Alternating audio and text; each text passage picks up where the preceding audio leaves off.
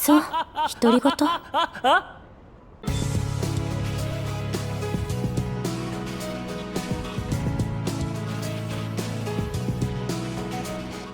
Steins Gate follows the story of Okabe Rintaro.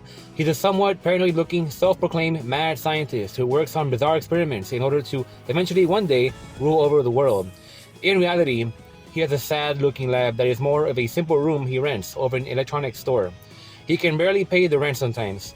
Hardly anyone takes his theater act seriously, and he's often made fun of and ridiculed.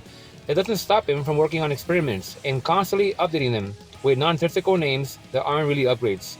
Part of his act is that he is always in contact with his imaginary organization, and often talks to himself, pretending to be talking to them when he gets put in desperate situations. Then there's his iconic laugh. There's no denying he is one of the most lovable and interesting characters in the medium.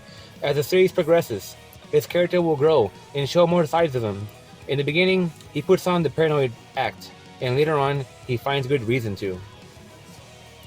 As he starts to work on experiments with his friend Itaru the otaku, they discover that they have found a way to send emails back in time.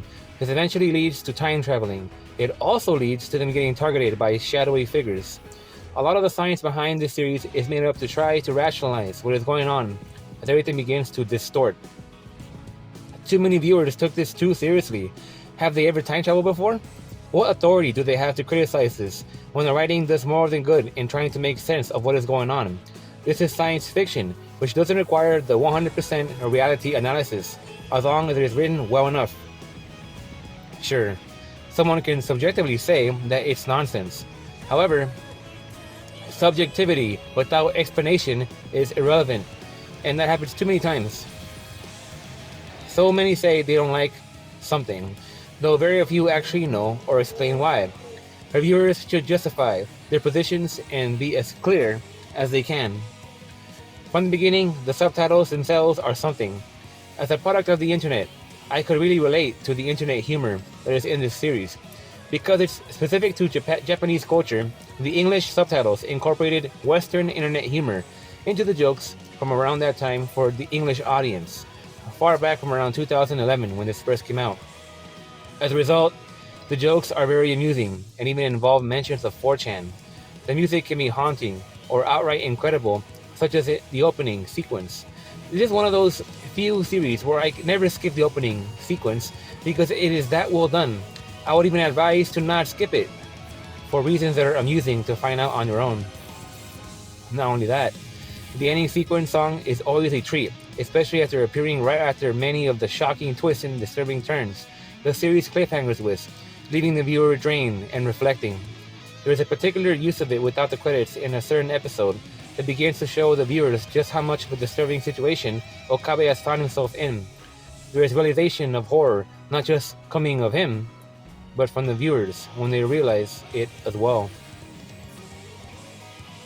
The story and mystery have impressive writing. Episode by episode, bits and pieces start to form together, and the viewers are left wondering what exactly is happening and theorizing. Loose ends get tied together eventually, character arcs come full circle, and yet something always seems to happen that keeps expanding the lore and the many possibilities. As complex and mysterious as the story is, everything feels tied together in a surprising way. The wonder of mystery in this series feels as it never ends. The twists are always great, with reveals that can leave one gasping. Even as a romance, it presents incredible and heartwarmingly emotional writing, and the comedy among the highlights as well is relatable, as I mentioned earlier. Sometimes, Steins Gate can drain the viewer's emotions and leave them empty. That's because this series tackles the horror behind time traveling, not just the wonder. Okabe's struggle becomes to create his ideal timeline. Despite that, sometimes sacrifices have to be made. In order to manipulate time and redo events that didn't go as planned, he has to undo events that are precious to him. Since he keeps his memories whenever he goes back, he is left constantly as if he were cursed with the memories of those events. This results in what feels like endless amounts of bittersweet moments. His descent into madness shows his desperation and fall into insanity. Regardless, he doesn't want to give up. To try to understand the feeling he gets, think about dreams. Haven't you had dreams where you meet people you don't recognize and build friendships and romances with them, and also with those that you do know? Eventually, you wake up happy, still thinking it's real, just to realize right away that it was only a dream. Then the feeling of loss and disappointment comes in. This feeling can relate to what Okabe feels.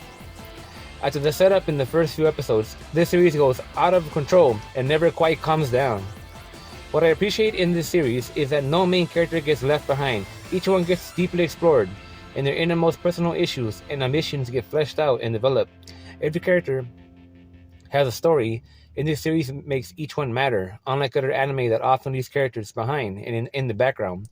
For example, Moeka is one of the more minor characters.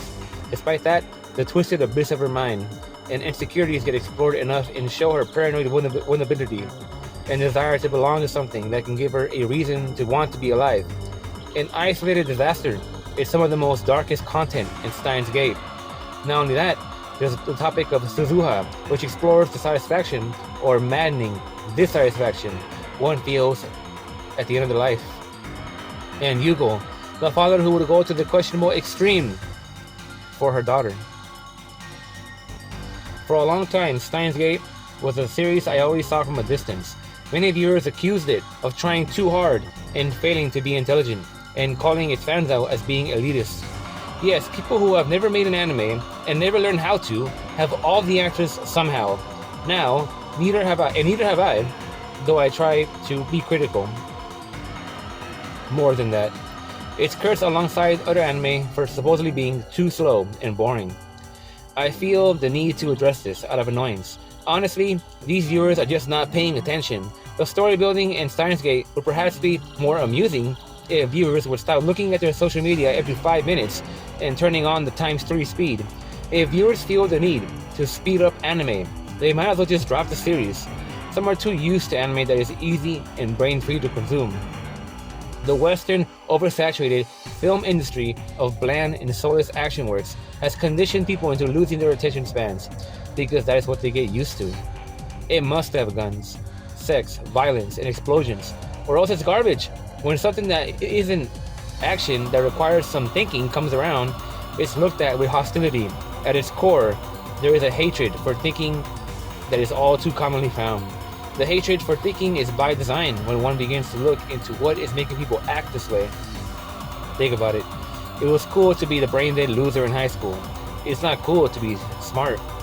Those who were smart had to start failing their grades and ruin their own lives just to fit in. Those who develop a passion for studying get made fun of. Where did this kind of bullying come from? Even the media tricks people into thinking that different is bad. In actuality, the normal is what is boring. If everyone looked and thought the same, the power structure would win without worry. It is the people who are weird, different, and outcasts that create the most excitement in life and who really stir up influence on the masses and in history. Looking back at old board posts from 2011, when Steins Gate first aired, it was praised everywhere, even where it wouldn't be expected. Despite that, it bored people to see this in people's favorites. People's favorites are about what they want to pick, not about what others want them to. To say someone's taste is boring is condescending. How could one use their own taste as the authority to criticize someone else this way? If someone watches anime with passion and ongoing, their favorites in 3x3 will always change. This is my case, as my favorites continue to morph, as I begin to find more and more anime that I feel like it can give Asha no Jo and Legend of the Galactic Heroes a run for its money. Can it be top for me? I would hope so. Coming from Texelize, I can see it in the series, as Hiroshi Hamasaki directed both. I appreciate that Chiyomaru Shikura, who wrote Steins Gate, composed the opening himself for his own adaptation. Steins Gate left me with a memorable experience. If I had to complain, I would have liked to know more about reading Steiner. The stakes are really high here also, though the amount of convenience here can take away from it. Also, Mayuri nearly annoyed me with her Tuturu goofy personality, though it did grow on to me towards the end. Or eventually, rather. Despite that, I was glued to my screen and watched most of this in 2 days out of how impressed I was with it. A lot of times I tend to pause and get distracted. Not here. I was fully engaged with the episodes. I feel for those that had to wait months when it first came out for each weekly one. As the timelines continue to expand, Steins Gate amazes with the wonder of possibility. in creating your own destiny. 100 out of 100. Thank you for listening.